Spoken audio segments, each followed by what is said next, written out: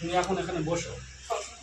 তো এই যে এখন মনে করো না জামাই ষষ্ঠীর মানে শুরু হয়ে গেছে।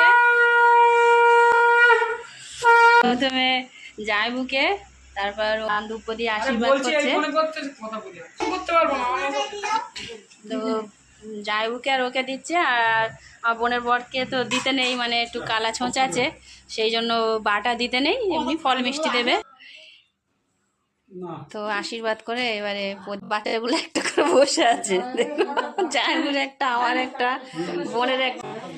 তো এবারে ফলের ডালা আর এই যে ফলের বাটা, নতুন বাটায় 6 রকম ফল।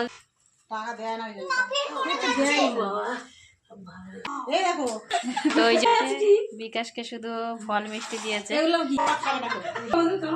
জামাইবু এবার প্রণাম করছে।